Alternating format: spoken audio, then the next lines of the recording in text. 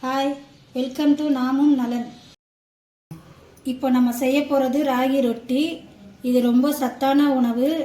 Sugar patient இருக்கிறவங்க இதை சாப்பிட்டா ரொம்ப நல்லது உடம்புக்கு. இங்கே பாருங்கள், இப்போ இது கூட நான் தேங்காய் சட்னி அரைச்சிருக்கேன். உங்களுக்கு எது வேணாலும் நீங்கள் செஞ்சு சாப்பிட்டுக்கலாம். வாங்க இதை எப்படி நான் செய்கிறதுன்னு உங்களுக்கு காட்டுறேன்.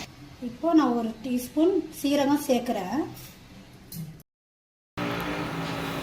காஞ்ச மிளகாய் போட்டு இது ரெண்டுத்தையும் போட்டு அரைச்சிக்கணும். இங்கே பாருங்கள், மிக்சியில் அரைச்சி எடுத்துகிட்டு வந்திருக்கேன். இப்போ ராகி மாவு எடுத்து ஒரு கப்பில் போட்டு கொட்டிக்கணும். அரைச்சி வச்சுருக்க மிளகா சீரகத்தையும் போட்டுக்கணும். வெங்காயத்தையும் போட்டுக்கணும். முருங்கைக்கீரையும் போட்டுக்கணும். தேவையான அளவு உப்பு போடணும். தண்ணி ஊற்றி இதை அப்படியே பிணைஞ்சிக்கணும். இப்போ சப்பாத்தி பதத்துக்கு பிணைஞ்சிக்கிறேன்.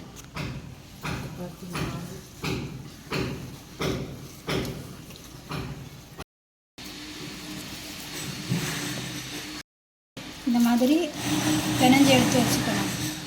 பாருங்கள், ஒரு கப்பு மாவுக்கு 5 உருண்டை வந்திருக்கு பாருங்கள். இந்த மாதிரி உருண்டை பிடிச்சி வச்சுக்கோங்க. தோசைக்கல்ல நல்லா காய வச்சுருக்கேன். இப்போ அது மேலே போட்டு தட்ட போகிறேன் பாருங்கள்.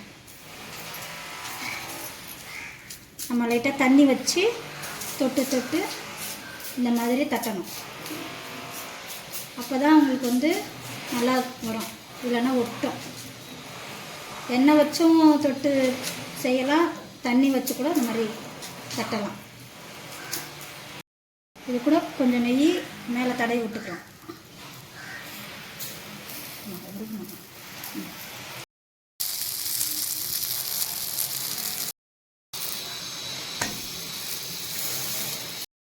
பாருங்க, எவ்வளோ நல்லா வெந்திருக்கு பாருங்க.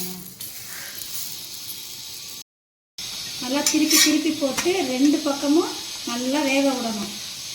அப்போதான் மாவு இல்லாமல் நல்லாயிருக்கும். பாருங்க, ராகி ரொட்டி ரெடி.